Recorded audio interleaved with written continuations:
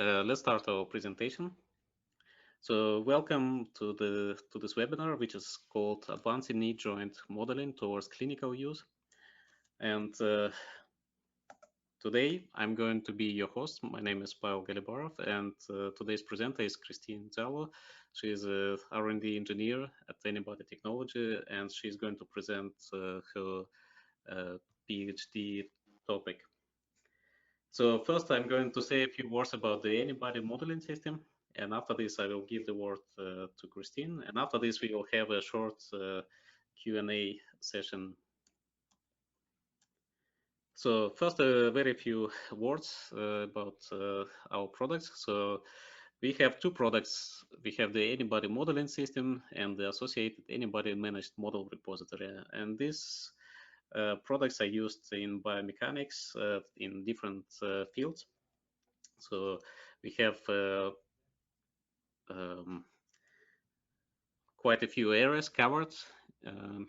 So you can use Anybody modeling system to design your product and to optimize the parameters of your product using the human model. You can perform ergonomics analysis in your workplace settings, or for example, if you would like to optimize your product in terms of ergonomics. It can also be applied for surgical planning and outcome evaluation for different clinical research questions. It can also be used as a part of the multi-scale modeling framework. So the boundary conditions from the Anybody modeling system can be sent further to the finite element analysis. And it is, of course, used in the gait laboratories where people can analyze the motion of the human. So the typical workflow looks like shown on this slide. So the input to the system is the motion, and we can also apply external forces. And after this, we apply all this motion and forces to the existing model of the human body. We add the environment, and after this, we perform the inverse dynamics analysis, where we optimize muscle forces through the muscle recruitment algorithm. And as a result, we get a simulation where muscle forces are computed, all the internal body loads are effectively computed, joint forces, and so on. And after this, you can do the post-processing of the results, or you can send it further to the finite element tools, for example, and you can, of course, wrap it into a design optimization loop. And this is it from me, so I'm going to give a word to Christine. Please give us a second to switch the presentation roles. Okay, thanks, Pavel. So I'm going to be talking to you about some of my PhD research, first of all, about advancing knee joint modeling towards clinical use. And then after that, we'll kind of dive into a new Anybody feature we've been working on, which is the scalable moving axis tibiofemoral joint.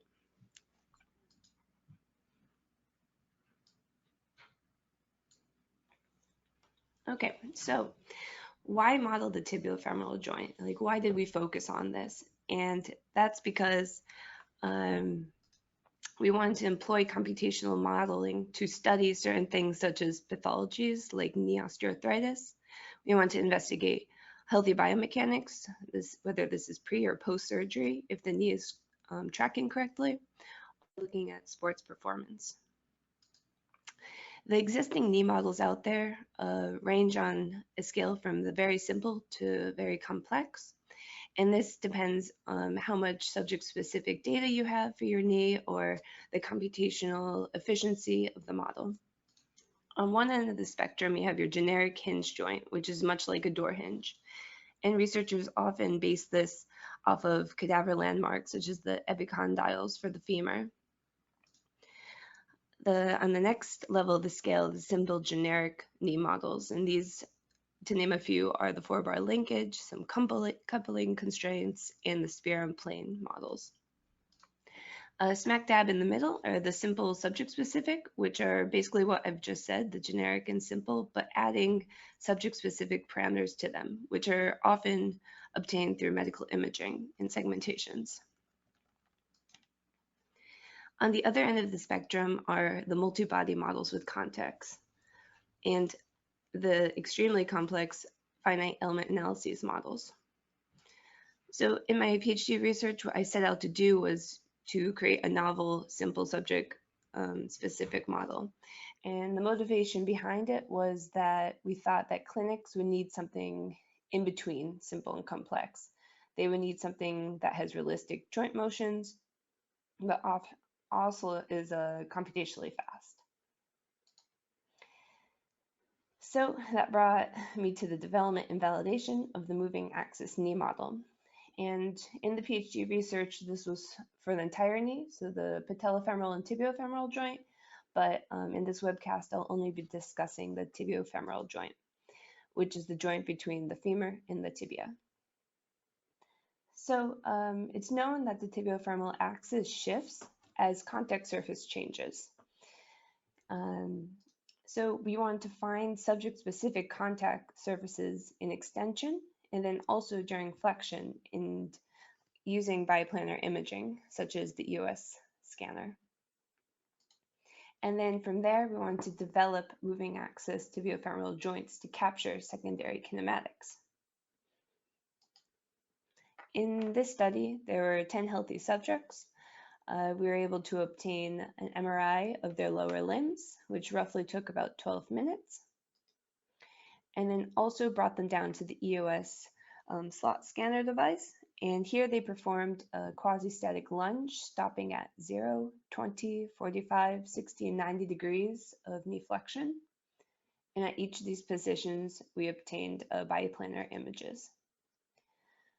Next, the segmentation commenced for each of the lower limbs of the 10 subjects. We used mimics to do this, and then selected surfaces and used spherical fits to establish the hip and ankle joints.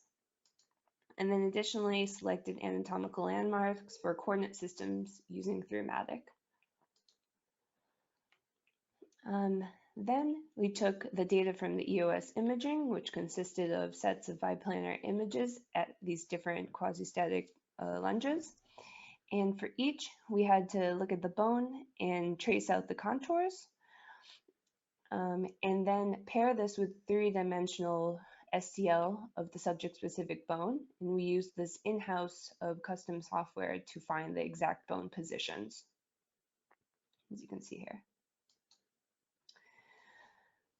From there, we took the 0 and 90-degree positions and used that for model calibrations, and then used everything in between that for model validation.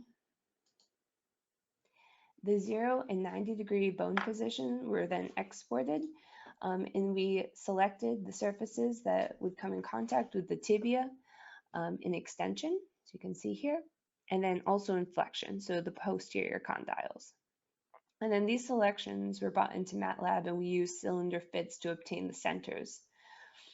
And then these centers were connected to form the extension axes and the flexion axes. Then in anybody modeling system, we use linear combination functions to drive the model. And what the motion looked like was that anytime the knee was less than that of the EOS 0-degree scan, it was going to rotate about this extension facet center axis here. And then anytime the knee was in a deeper flexion and past this 90-degree EOS scan, then it would rotate about the flexion axes. And then everywhere in between, it would perform linearly as a function of tibiofemoral flexion. And so we obtained the model looking roughly like this. And as you can see, the axis travels up and then back down to the flexion axes in between, and then traveling back up to the extension axes. So back and forth. So we did this for each of the 10 subjects, made these moving axes. And then additionally, we wanted to compare against something researchers normally use, which would be a hinge joint. So we developed 10 additional hinge joints using subject-specific bone geometries, and then We define the tibiofemoral axis as running in between the epicondyles on the femur. And as you can see, the motion is quite different, especially in the internal rotation of the femur. Then we examined the model predictive capabilities of both and found out that the moving axis can better estimate secondary kinematics when compared to the generic hinge. So some limitations of this study was that a linear relationship may not be realistic for this knee joint moment. And additionally, the validation was only performed for one movement type, so we can't really generalize for other motions. So in future work, I urge other researchers to capture some dynamic imaging data in order to investigate different polynomial relationships and then also examine various activities of daily living. So overall, what we did was we established this model that we hope clinics would need, something in between, and we developed and validated this moving axis knee joint, which is computationally efficient. It has more realistic secondary kinematics compared to the hinge, and then also contains subject-specific geometries. However, I'd like to point out one thing is that yes, it is computationally efficient, but that is once it's established. So then in my transition over to Anybody Technology, after my PhD, I started working on a project on how we could speed up this development process. And what would we do if users do not have this biplanar imaging data? So we developed a scalable moving axis knee joint. And so far this is complete for the tibiofemoral joint. And then in the coming weeks, we'll be putting it to work for the patellofemoral joint. And right now we've initially released it as a standalone model. So you can go to github/anybody/any-knee. You can go here and download it. And so what I first want to stress about this model is that it's very, very easy to incorporate into existing models. So whether it's the bike model, ground prediction, motion capture, squat model, you name it, all you have to do is take this little chunk of code and then place it either in front of the human model.any code or in front of the any mocap model, depending which model you want to run. And then other than that, you need to exclude the right, left, or both knees, and then introduce back in this moving axis knee. So again, note, this standalone model is ready to use. And what I'm about to present next is how it was built and really what's happening behind the scenes. So if you're interested in that, then stay tuned. And the aim of this is to inspire users to generate their own models. So there are a few requirements we need in order to define a user-defined joint. And first, we need to reintroduce the knee joint nodes in the thigh and the shank segments. So when we bring in this BM statement, it automatically excludes all of these. So we need to do that. And additionally, we need to reintroduce the S-rel unscaled vector, and this is used in the segment folder to create an A-rel of the hip joint. And then the last thing we need to do is reintroduce the knee constraint reactions based on what you want to do as a user. And all of these drivers will make more sense in a few more slides. So for this moving axis, we took the original data set from the Twente lower extremity model. This is a cadaver data set. And we took the bones that were in the CT reference frame and selected surfaces that we thought would come in contact in extension and then would come in contact in flexion. And then these surfaces were brought into Anybody modeling system as any draw surf, and we used the function get vertices in order to obtain a point cloud. And then in any surf, cylinder fit was applied to the point clouds, so we were able to obtain the cylinders and then the center of the cylinders. And the center of the cylinders allowed us to define these extension and flexion axes, as you can see on the right. What is also needed in order to create a moving axis model is that the position of the tibia with respect to the femur is required. So in order to do this, well, we had the CT scan from the T-Lim 2.0 model. So that could give us a rough estimate of the 0-degree kinematics. Unfortunately, we did not have any motion from the cadaver, so I had to make this virtual 90-degree position of the knee, and I did this based on some literature sources cited here. And then once these two positions were established, we needed to create some subject-specific scaling transformation functions in order to get it back into the model. So we would need to do this for the flexed or the 90-degree position, and then also for the 0 or CT position. So right now I'm just going to describe the flexed, and the same is true for the CT. So first, if you can look over at the graphic, we want to take the flexed position and bring it into the unscaled segment. And we can do this using any fun transformation, 3D linear transformation. And then if we want to bring it into the scaled seg, what we have to do is create this transformation identity and add the original scaling to it, such that the bone is now subject specific again. Once we have these, we also need to introduce these invisible segments into our model, and this would be an invisible femur, an invisible tibia, and these were required in order to drive the motion of rigid bodies. So each of these segments we defined with a origin in between the medial tibiofemoral EFC and then the lateral tibiofemoral EFC point. And then it was orientated such that we used a rotation matrix between the SREL, the lateral point, and then the hip joint center. And we did this for both the femur and the tibia. Then, if you want to learn a little bit more about the kinematic model here, I put a link in below for the paper, and that really discusses this in detail and also the constraint equations if you want to dive into that more, because in the next few slides I'll breeze over pretty quickly. So next, we needed to introduce back into our drivers in order to create this knee constraint reactions.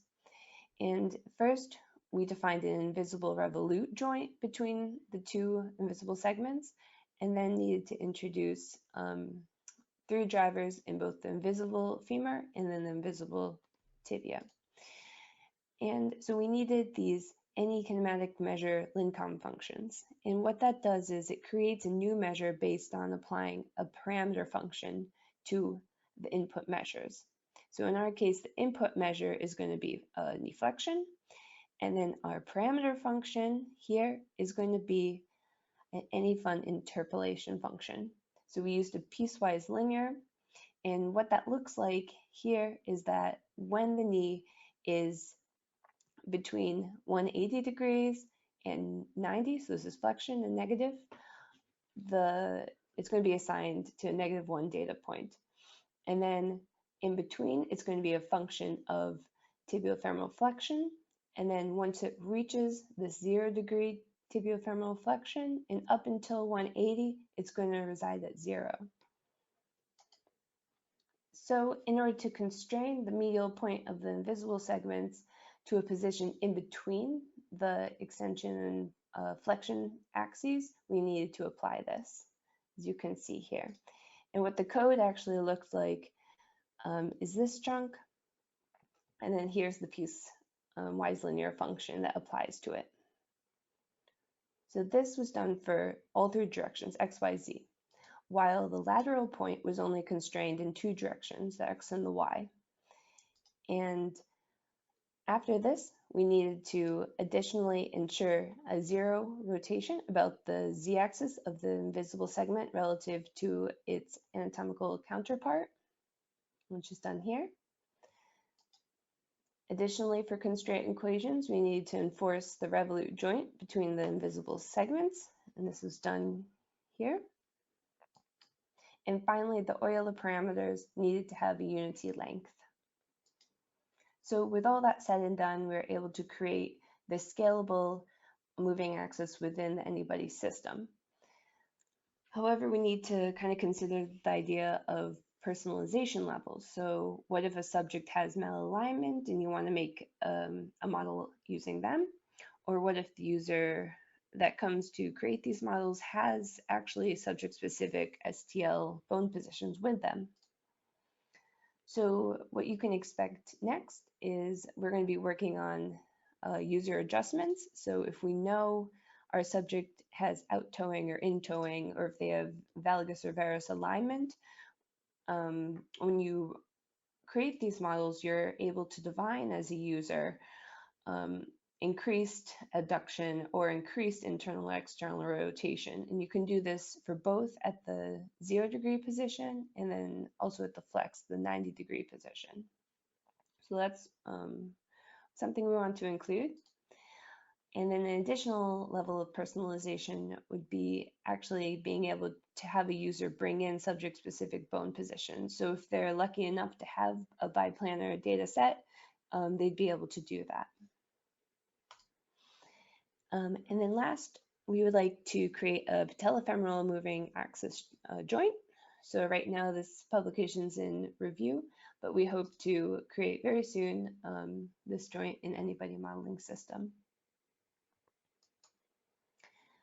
And I would like to close this webinar by talking about how you yourself could add in your own knee joint. So let's just discuss a scenario. Say that there's a new user and they want to add in their own knee joint.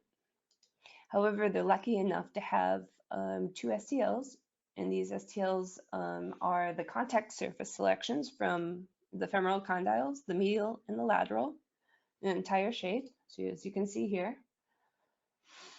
And they decide, okay, I want to make a new knee joint model based off surface fitting of these. So what you can do is, again, take the same chunk of code as I presented with the moving axis, except add in your own knee model. And you can do this by, okay, you create another folder within the knee models. Once you download the AnyKnee from GitHub, this will make more sense. And then for this case, we're going to call it the surface fit hinge. And then within there, you're going to want to put in STLs if you have STLs, and then your additional files that will make this model run. So for this particular case, we need to remember, in any particular case, you have to redefine the knee joint nodes in both the shank and the thigh segments, and you also need to add back in this SREL unscaled, and finally reintroduce the knee constraint reactions. And we're going to do that in the following files. So the first one being, again, this femur fit cylinder file. And the same as the moving axis, we're going to bring in these surfaces. We're going to convert them to point clouds. You're going to fit cylinders, but this could also be ellipsoids or spheres, whichever the user would like. And then define the axis based on the center of this fitted shape.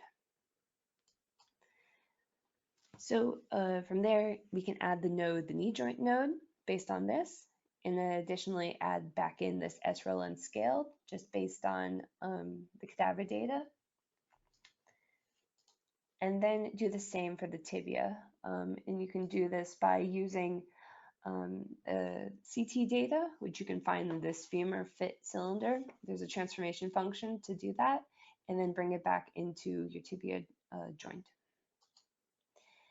And then finally, you define this knee joint on your tibia, and then you pair that with your femur knee joint as a Revolute joint, and this reestablishes the knee constraint reactions, and you have this new hinge joint made.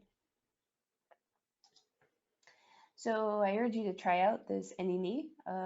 Again, it's located at GitHub/anybody/AnyKnee. And I think it's a really good starting point if you want to create your own knee joint model, or if you want to dive further into the moving axis knee and try out different relationships. By all means, let it inspire you. And again, it's located here at GitHub. And now I'm going to pass the word back to Pavel. Thank you very much, Christine, for a fantastic presentation. So first of all, we would like to invite you to check our previous webcasts that are available on our YouTube channel. You can find different topics, and depending on what you are interested in, you can find something interesting for yourself. Secondly, please visit our website where you can find different events that we are attending and all kinds of dates. And we also have a very nice publication list, which has several hundred anybody-related publications.